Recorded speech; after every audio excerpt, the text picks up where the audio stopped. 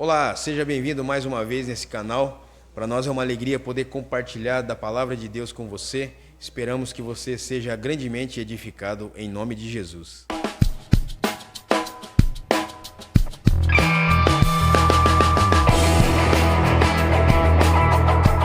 Se preocupe com o que Deus tem a dizer ao seu coração. E aí nós falando de missões, falando de contribuição, né? Quero dizer para você que eu e minha família, nós estamos aqui nessa igreja, somos frutos de missões. Alguém orou por nós, alguém se importou conosco, alguém nos ensinou, alguém caminhou com a gente, alguém quis que nós fôssemos projetados para uma vida missionária, para uma vida que pudesse glorificar o nome do Senhor, proclamando, compartilhando as bênçãos do Senhor para outras pessoas. A Bíblia diz em Lucas 19:10 que Jesus veio para o que estava perdido, né?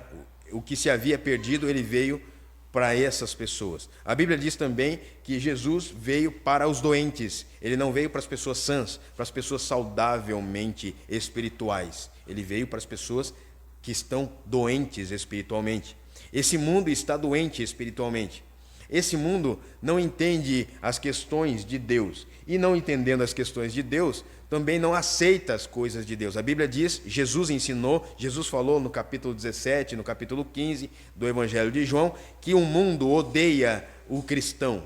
Por quê? Porque o cristão busca as coisas do céu, de outra cidadania. Não é? Nós, cristãos, buscamos a vontade de Deus, as coisas de Deus, as coisas do alto, não é? E que são eternas.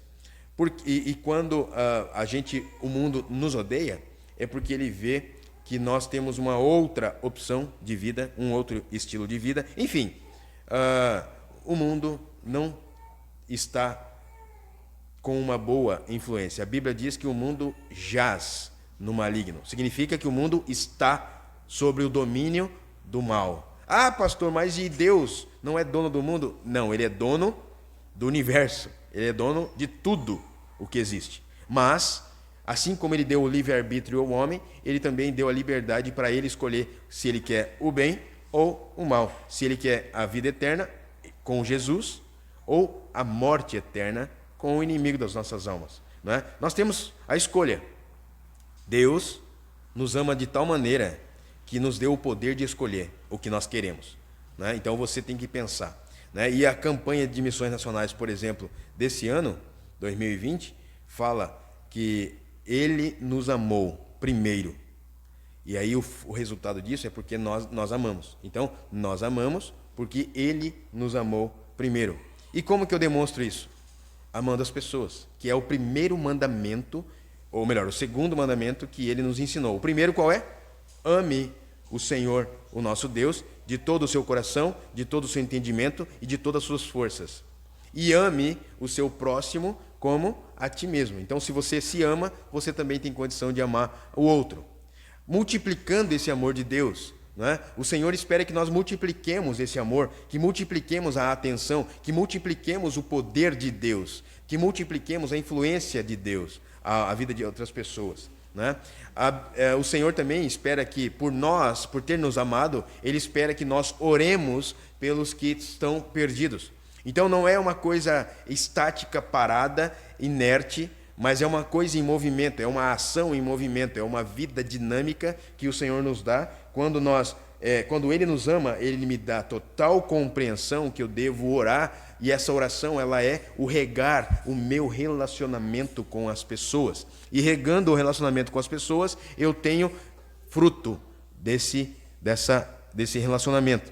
E, consequentemente, Ele me ama, e isso produz compartilhar, repartir. Né? Então, eu amo, eu multiplico, eu oro e eu reparto desse amor, dessa compreensão, dessa vida que eu estou vivendo, porque Ele me amou. Né? Então, guarde isso, não esqueça isso. E nós temos um alvo. O que é? Conquistar a pátria para Cristo. Você consegue ver isso? Como que nós podemos conquistar a pátria para Cristo? Diversas vezes aqui nós temos falado sobre a nossa intimidade com Deus, sobre o que nós precisamos ter em Deus, o que precisamos ser em Deus.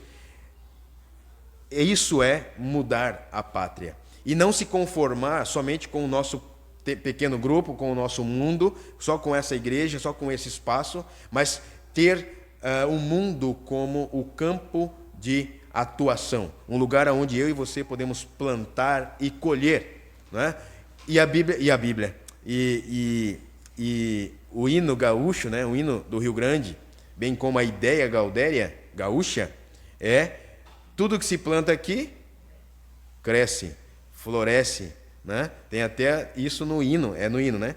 Onde tudo que se... Não, no hino não, é uma música. Onde tudo que se planta cresce, e o que mais floresce... Então vamos fazer funcionar esse negócio mesmo? Onde que mais floresce é o amor. E essa música, esse trechinho, tem a ver com um texto da Bíblia, lá em 1 Coríntios capítulo 13. Que o que fica no final, né, é 3 coisas: a fé, a esperança e o amor. E o que mais destaca-se dos 3, o que mais floresce é o amor, né? Dito isso, eu gostaria de falar sobre 2 atitudes, ou 2 coisas, ou 2 pensamentos, ou 2 formas de pensar, de viver, a respeito do que nós estamos falando e o que precisamos fazer, né? Fé e obediência. Fé para eu entender as coisas de Deus. Obediência para eu entender como agir nessa terra. Resultado igual a aprovado, caráter aprovado, né? Então, fé mais obediência igual a caráter aprovado. Por que caráter aprovado? Porque se nós estamos tentando copiar o caráter de Cristo, naturalmente temos que copiar tudo o que é de Cristo, inclusive compartilhar do amor de Deus com outras pessoas, porque ele fez isso, né? Ele veio como o maior missionário de todos os tempos e ele pregou o evangelho aqui. Ele pregou o evangelho para transformar vidas, não para deixar as pessoas do mesmo jeito. E nós falhamos em muitas coisas, porque nós pregamos o evangelho, falamos de algo especial que é de Deus e acabamos por isso mesmo, não fazemos mais nada. Quando falamos de fé, muitos logo pensam em templos, muito vai pensar em estruturas, né? E pessoas religiosas que fazem o bem, né? Sempre quando fala em fé, vai pensar nisso.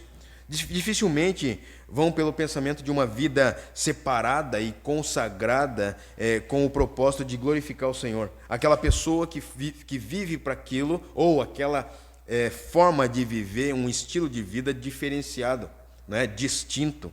Da mesma forma, quando se fala de obediência, sempre vamos pensar que Deus, nos ensinamentos, né, nas regras que foram ensinadas ou que estão sendo ensinadas, que nós temos que cumprir, elas foram estabelecidas pelos nossos pais, elas foram estabelecidas pelos órgãos de leis, pelas assembleias legislativas, enfim. Sempre quando se fala em obedecer a alguma regra. Nunca se pensa numa vida de obediência, numa vida constante de fé, relacionamento com Deus, obediência, relacionamento com o próximo, em cumprimento à obediência a Deus, né? Mas há uma grande diferença entre esses pensamentos e o que Deus ensina na sua palavra.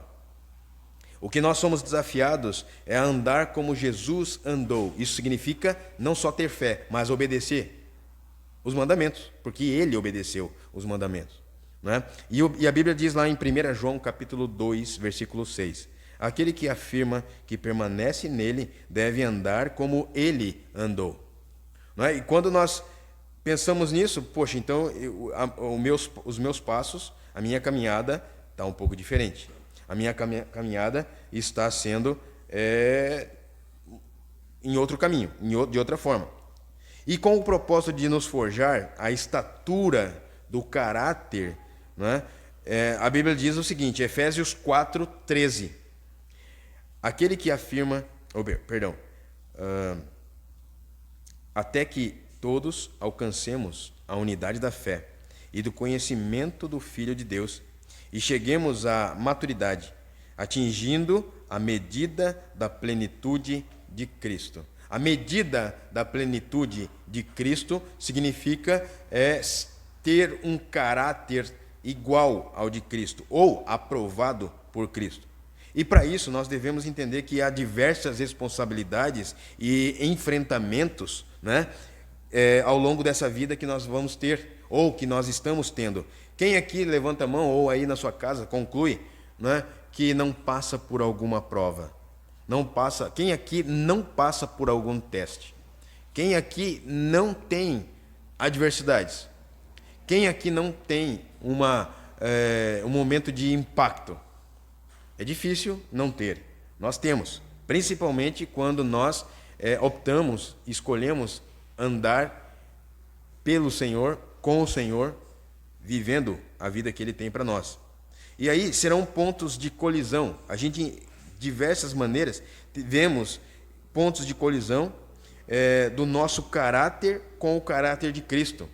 Enquanto eu falava mentira, Jesus fala a verdade. Então eu estou tendo uma confrontação, um enfrentamento à maturidade espiritual excelente. Às vezes eu quero fazer a minha vontade, mas o Senhor diz, é a minha vontade que deve prevalecer na sua vida. Às vezes eu quero fazer do meu jeito, mas é o jeito que Deus quer que você faça, não o seu. Às vezes eu quero viver para mim mesmo, né?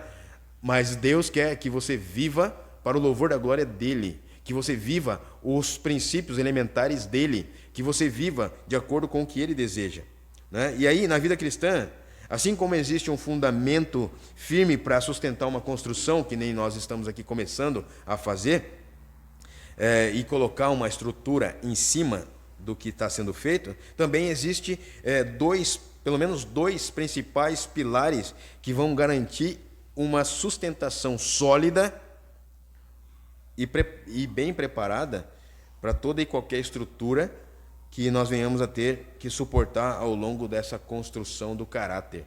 Veja bem, o seu caráter é uma construção, não é pá, já está bom.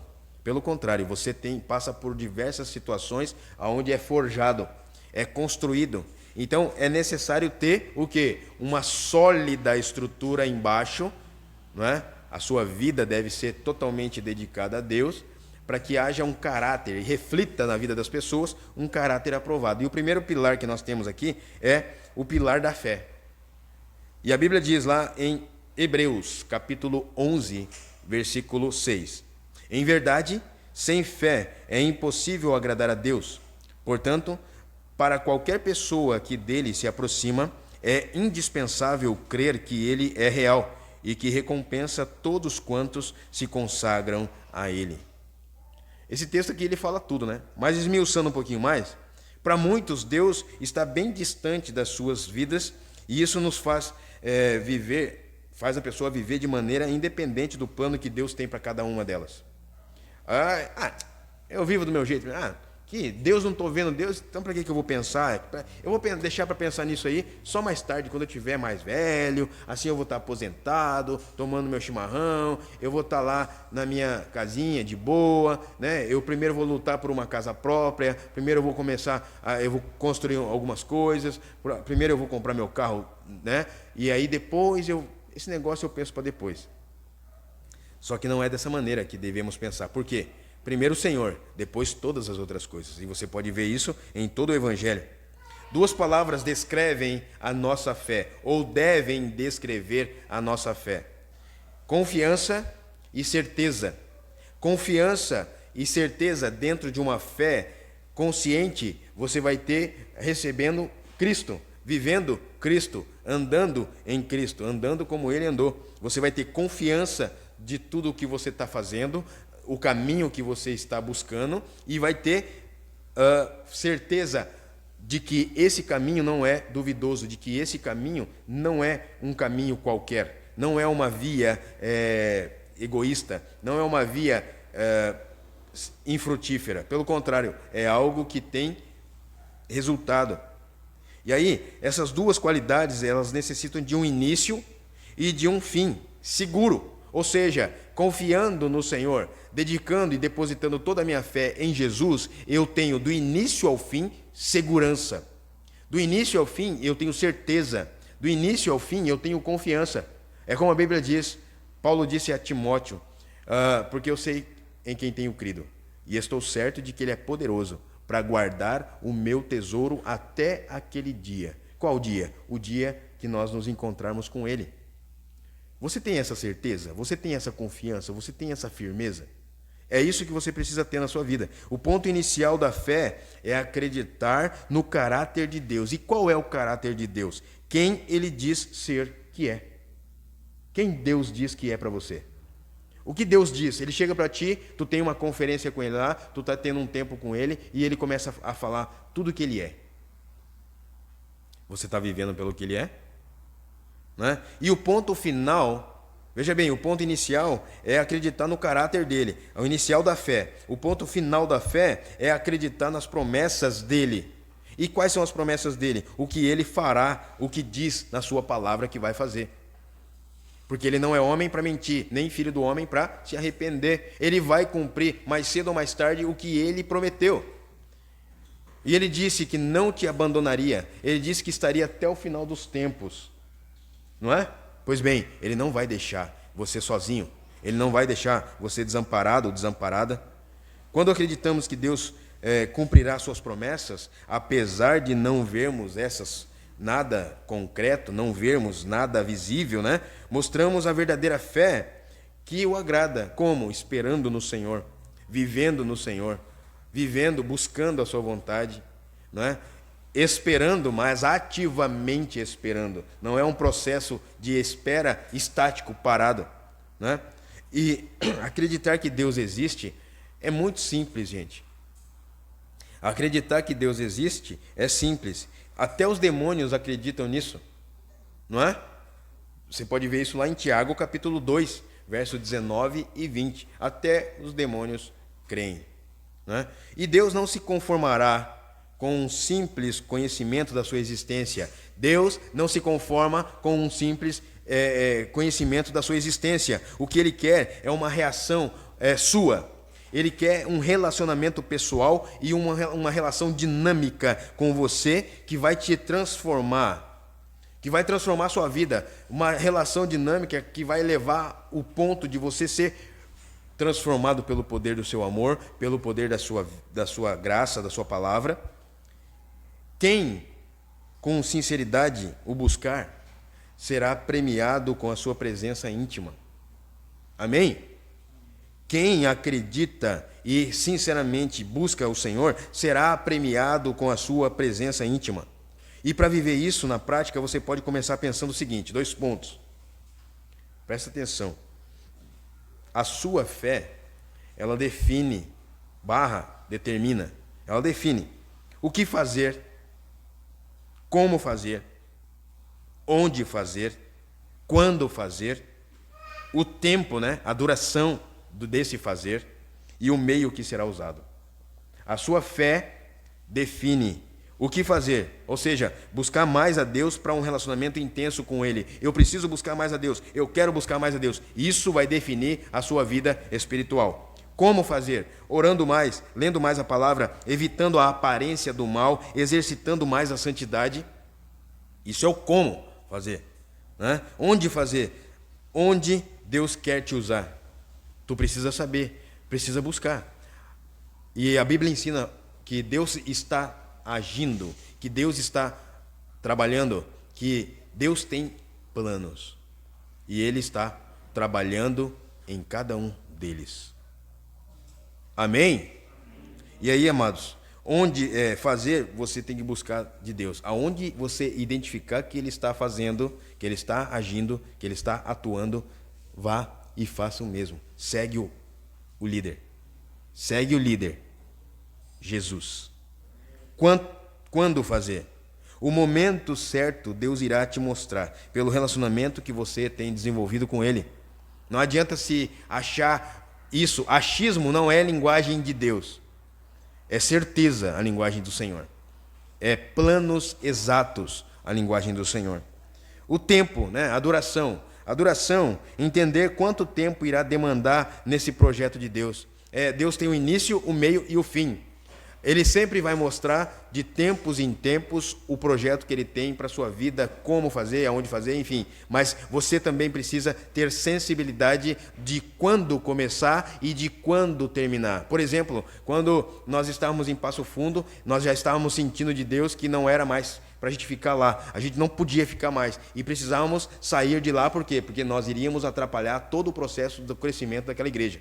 Hoje, aquela igreja é maior do que essa. É uma congregação mais nova do que essa e ela tem mais de 50 membros. Significa o quê? Se nós ficássemos lá, talvez nós iríamos atrapalhar todo o processo de crescimento daquele lugar. Então, você precisa saber o tempo certo para você estar em determinadas funções. Eu estou trabalhando aqui, mas eu não aguento mais meu serviço e não sei o quê. Espere. Deus te falou, saia daí? Não. Então, continue trabalhando, porque Jesus trabalha até agora e Ele está trabalhando nos planos para mudar a sua realidade. Você precisa esperar. Olha, na espera do Senhor, não se precipite. Na dúvida, não se adiante. Não é o que a gente vê nos outdoor, nas estradas? Lá, indo mais para lá para o sul do sul, tu vai ver na linguagem até uruguaia, espanhola. Né? Na dúvida, não se adelante. Certo? Então não avance se você não tem certeza. Esse tempo de duração você vai saber, Deus vai te dar. E o meio que será usado. Ou seja, as armas que serão usadas nesse desafio de viver pela fé. Tem momentos que você vai usar ferramentas somente. E ferramentas, elas arrumam, ajustam. Vai ter momentos na sua vida espiritual que você vai precisar de armas. Armas de guerra. E a Bíblia diz de ofensiva e defensiva. E também a Bíblia declara que você poderá também usar, nesse período de caminhada de fé, você vai precisar de chaves. E chave, o que acontece com uma chave? Ela abre. Você já parou para pensar que talvez você tenha recebido chaves e você não está nem aí? Você tem recebido chave da mão de Deus e você está... Ou também, talvez você está trancando portas que você poderia estar passando por elas. Preste atenção nisso. A sua fé determina para onde você vai e o que você vai fazer. A sua fé define a sua vida com Deus. E uma outra coisa, o segundo pilar. 1 Samuel, capítulo 15, versículo 22. E diz assim: Contudo, Samuel declarou: Agrada-se mais a Yahvé com holocaustos e sacrifícios do que com a sincera obediência à sua palavra? De modo algum. A obediência é melhor do que o sacrifício, e a submissão do coração mais do que a gordura dos carneiros. Aqui está falando de oferta dedicada ao Senhor. Qual é a melhor oferta? Obedecer ou simplesmente entregar um novilho sem defeito? O profeta Samuel não estava dizendo que os sacrifícios não tinham importância, mas ele estava frisando, exortando, encorajando a Saul para que ele analisasse as razões pelas quais ele oferecia o sacrifício e não o que seria o sacrifício. Veja bem, meu querido, minha querida, preste atenção. Como você tem dado o sacrifício, não o que você tem dado. Isso eu posso levar até no quesito dízimo ao Senhor.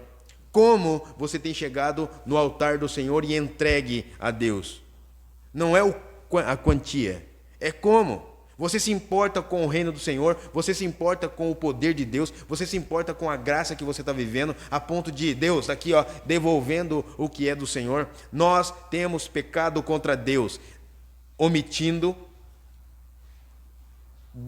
retendo. Nós temos pecado contra Deus em não dar a Ele ou devolver a Ele o que é dele. Nós temos pecado contra Deus em não honrar o nosso Senhor pelo que Ele é. nós temos pecado contra Deus e o nosso caráter está reprovado nesse quesito, em não dar ao Senhor por razões concretas de quem Ele é. Nós damos porque talvez seja uma obrigação e porque eu estou vendo algumas necessidades. A primeira necessidade que você precisa suprir na sua vida é entender que você não tem a vida que você tem. A sua vida é de Deus. A primeira coisa que você tem que entender é que tudo o que você tem e faz é de Deus. Então, naturalmente, consequentemente, você devolve a Ele. E não devolve tudo. Você devolve parcial. Você devolve só uma miséria de 10%, por exemplo. Não é? Um sacrifício era uma transação ritual entre o homem e Deus. E Deus que demonstrava fisicamente uma relação entre ambos. Então, quando vinha para oferecer um sacrifício, não era visto por Deus quanto de sacrifício, mas o sacrifício. Tanto é que Deus pediu para Abraão, pediu o seu filho. E o que Abraão falava para Isaac? Quando estava levando ele lá para ser sacrificado. Não, filho, Deus proverá. Deus proverá. Imagina Abraão amarrando os pés de Isaac. Imagina Abraão amarrando as mãos de Isaac. E imagina Isaac olhando assim, pai, mas o que é, pai? O que está acontecendo, pai? E ele tendo que botar alguma coisa para ele parar de falar. E as pedras na lateral de onde ele estava deitado, talvez. E ele assustado, o que está fazendo, pai? Para de brincadeira, senhor. Para de brincadeira, pai. E ele não estava brincando, talvez ele estava chorando, porque ele ia, entre aspas, perder o filho dele. Mas ele ia perder o filho dele para Deus. Ele ia oferecer. E a maneira como ele estava fazendo, ele estava sendo completamente obediente. Ele estava sendo completamente íntimo daquilo que Deus tinha proposto. Ele estava totalmente consciente, né? E aí a maneira como ele foi. E o que aconteceu? O Senhor o honrou. Como? Para. Eu sei que você tem capacidade de matar o seu filho por mim. Eu já ouvi isso, já transmiti isso a vocês e falo novamente. Deus nunca pedirá nada para ti do que Ele não tenha disposição de dar. Então veja bem como que você está caminhando na questão da obediência. Não é simplesmente obedecer, por obedecer. Aí se torna uma obrigação. É por amar. Por amar, você pode oferecer, devolver, honrar de maneira poderosa. E Deus vê isso. Ele vê a hora que você propôs no coração, Ele já está vendo, né? Então, clareie isso. Analise as razões pelas quais você oferece a Deus. Se o coração da pessoa não estava completamente arrependido, ou se não amava verdadeiramente a Deus, nessa cultura de Samuel aqui, o sacrifício era um ritual vazio. Mudou? Hoje? Mudou hoje? Não. Não mudou. Se você vem na presença de Deus completamente arrependido, o Senhor toma o seu sacrifício. Agora, se não vem demonstrando o amor verdadeiro, o seu ritual é vazio. O seu ritual não é importante. As cerimônias religiosas ou os rituais são vazios, a menos que sejam com uma atitude de amor e obediência. Eu amo, eu obedeço. Eu obedeço porque amo. Está lá no Evangelho de João. Não é? Ser religiosa, ir à igreja, servir em uma atividade, ajudar o próximo, carregar tijolo, não basta se não praticamos nossa devoção nem obediência a Deus.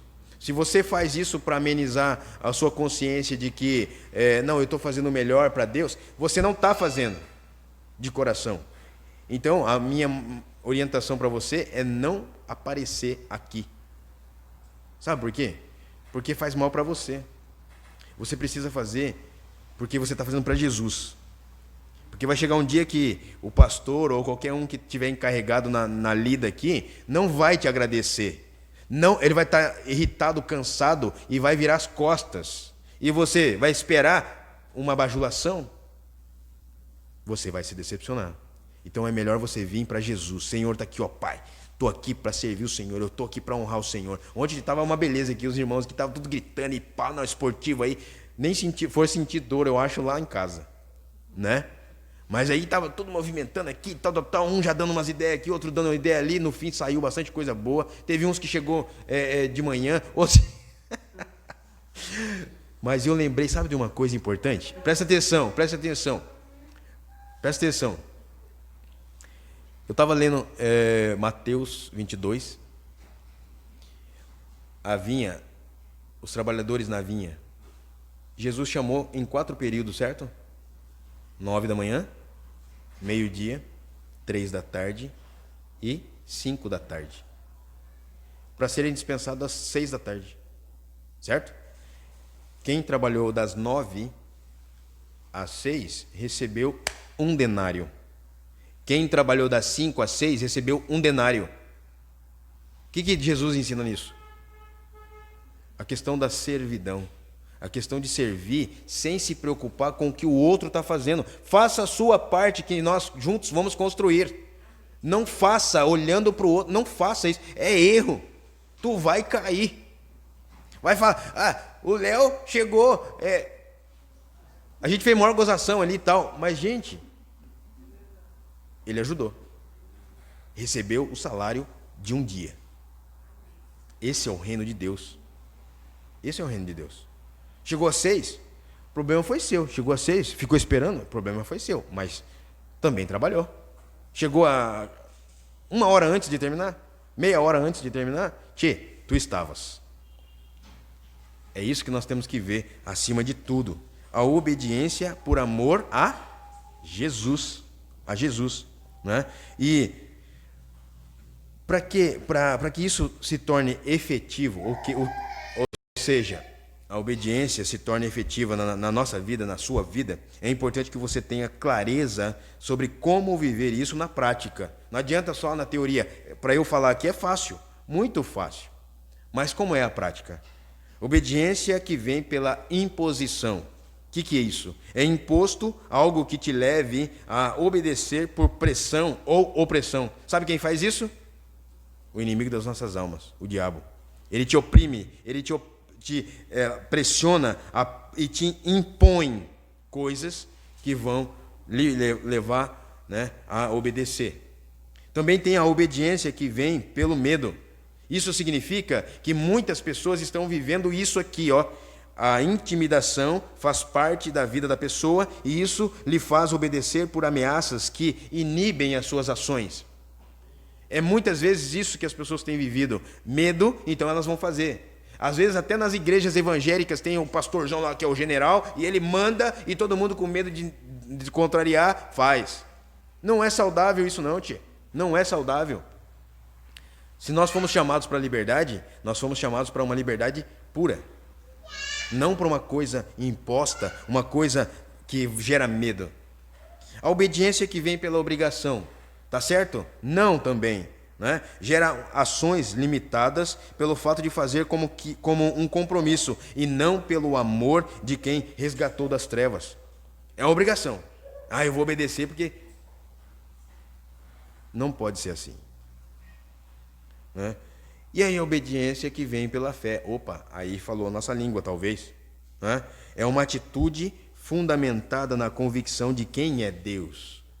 E o encorajamento do que Ele pode ser e fazer na nossa vida ao longo dessa caminhada.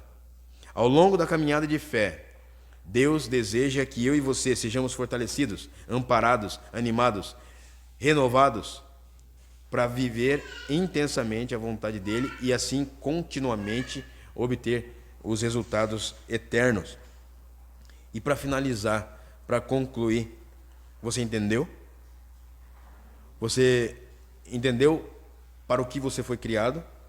Se você tiver fé e obediência, obediência e fé, você vai estar dentro da vontade de Deus.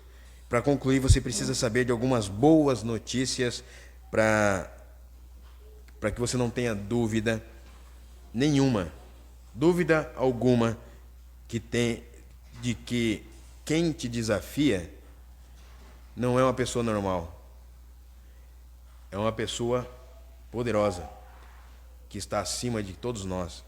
E aqui, pelo menos 3 pontos encorajadores.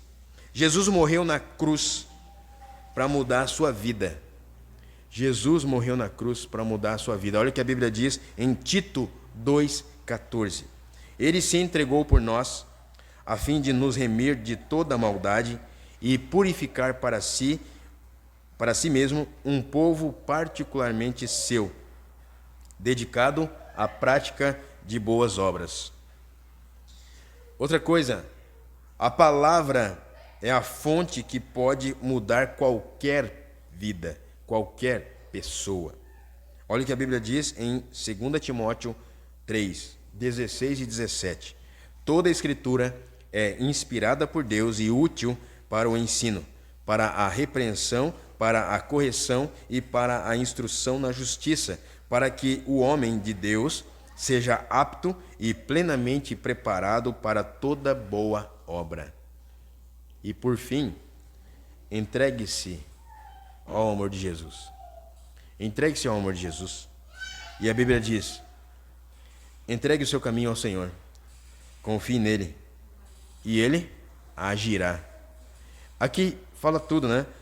Se você entregar o seu caminho ao Senhor, se você confiar que esse caminho é o melhor para a sua vida, confiar de que esse Deus é a melhor escolha para a sua vida, Ele vai agir. E vai te mostrar coisas grandes e firmes que você não sabe. Amém? Feche os seus olhos, por favor.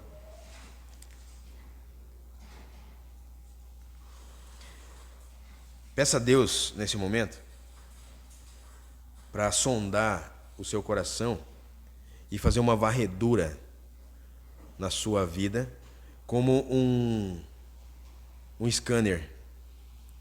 Então imagine que você está sendo escaneado nesse momento e Deus quer ver ou quer mostrar para você todas as impurezas, todas as falhas que ainda existem para serem removidas, para ser aprovado o seu caráter. Ele está analisando as razões pelas quais você tem oferecido as ofertas, os sacrifícios, e ele tem também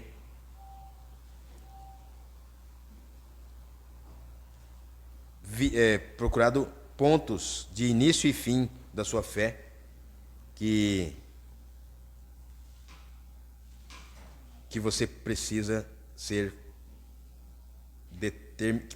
determinante na sua vida.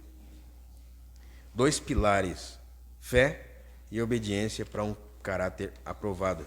Começa a falar para Deus te mostrar e fazer uma varredura, como um antivírus, tirar, limpar e fazer você concluir ou considerar fortemente que Ele morreu na cruz para mudar a sua vida. Ele não morreu na cruz para você continuar como está. Que na palavra você tem a fonte para mudar a sua vida. E que uma entrega consciente e uma entrega verdadeira, Ele age. Paizinho, Tu conheces o coração de cada um que está aqui essa noite. Tu sabes, ó Deus, quem são os Teus filhos. Tu sabes, ó Deus, quem está também online, quem são os Seus filhos. Nós clamamos, ó Deus, para que o Senhor faça uma varredura. Passe, ó Deus, com o Seu scanner espiritual, os Teus olhos. Como diz uma música, os Teus olhos revelam que eu nada posso esconder. Assim como está no Salmo 139, não tem como nós fugirmos do teu olhar. Pai, tu conheces nós perfeitamente, a cada um de nós, e sabe do início ao fim da nossa vida, o quando nós nascemos e quando nós vamos morrer. E nós clamamos a Ti, Senhor, pelo sangue de Jesus Cristo que nos purifica de todo o mal, de todo o pecado. Clamamos para que o Senhor revele a cada um de nós as arestas que precisam ser aparadas, tiradas, os defeitos, ó Deus, que precisam ser removidos, os dejetos que foram largados, ó Deus. E nós, naturalmente, não foi nem largados, nós assumimos, nós tomamos para nós esses dejetos, essas sujeiras. Tenha misericórdia de nós, tira de nós, ó Deus, para que nós tenhamos fé e obediência nítidos, definindo o nosso caráter para o Senhor. Deus, em nome de Jesus, Tu conheces, ó Deus, os nossos desafios e sabes das nossas limitações. Por isso clamamos para que Tu sejas, ó Deus, o que nós precisamos que sejas nesse dia, em nome de Jesus. Obrigado pela vida de cada um. Abençoa, Pai, as nossas famílias, as nossas casas. Abençoe a cada pessoa que está conectada conosco nessa hora. Abençoa, Pai, para que esse tempo, Senhor, seja um tempo de reflexão, de meditação, de introspecção, um tempo, ó Deus, para podermos, ó Deus, analisar, avaliar a nossa vida, como estamos indo e caminhando com o Senhor. Deus, em nome de Jesus, que o Teu Santo Espírito nos mostre o que devemos ser e fazer. Deus, que o Teu Santo Espírito nos leve a uma compreensão, ó Deus, do que realmente precisamos ajustar, corrigir, abrir mão, remover, extirpar da nossa vida, para seguirmos, ó Deus, em obediência e fé ao Senhor. Deus, abençoe os missionários, Pai, os campos, os motivos missionários, os campos missionários, os missionários, os projetos. Abençoe os alvos missionários. Pai, usa a Igreja Batista Missionária para que, mesmo em meio à construção, possamos ser atuantes, ativos, possamos ser, ó Deus, generosos, possamos ser, ó Deus, abençoadores também nos campos missionários. Não deixemos, ó Deus, de cumprir o plano do Senhor, não deixemos de ser privilegiados em abençoar vidas, em nome de Jesus. Obrigado, ó Deus, pela Tua igreja, pela vida da Tua igreja, obrigado pelo desprendimento da Tua igreja, obrigado, Senhor, pela a instrumentalidade da Tua igreja em amar o próximo, em honrar o Senhor, amando uns aos outros, que nós continuemos, ó Deus, sendo verdadeiros, sinceros, ó Deus, nos nossos sentimentos, uns para com os outros, encorajando uns aos outros. Pai, em nome de Jesus, repreendemos toda forma de mal, tudo que o diabo tem ou querem tentar, ó Deus, fazer no nosso meio, tentar tirar de nós ou ameaçando-nos, ó Pai, repreendemos em nome de Jesus e esperamos, ó Pai, ser fortalecidos por Ti para, como diz a Tua palavra, nos submeter exclusivamente ao Senhor, resistir ao diabo para ele fugir de nós. Nós oramos assim, agradecidos a Deus. Cuide de cada detalhe dos missionários nesse momento que precisam da ajuda do Senhor, que precisam do socorro do Senhor. Abençoe cada projeto. Multiplica, Senhor, em nome de Jesus, o Teu reino aqui no Rio Grande do Sul, bem como na nossa pátria. Que a nossa pátria possa ser conquistada para Jesus Cristo, em nome de Jesus. Obrigado, Pai, pela Tua santa palavra. Obrigado por esse tempo que nós tivemos aqui. Pai, que o Senhor abençoe e nos guarde. Que o Senhor faça brilhar o Seu rosto sobre cada um de nós, nos concedendo graça e misericórdia. Que o Senhor sobre nós levante o Seu rosto e nos dê a paz que é eterna. Essa é a nossa oração de gratidão, em nome de Jesus. Amém. A minha oração é que você tenha sido abençoado e possa crescer com essa palavra em nome de Jesus.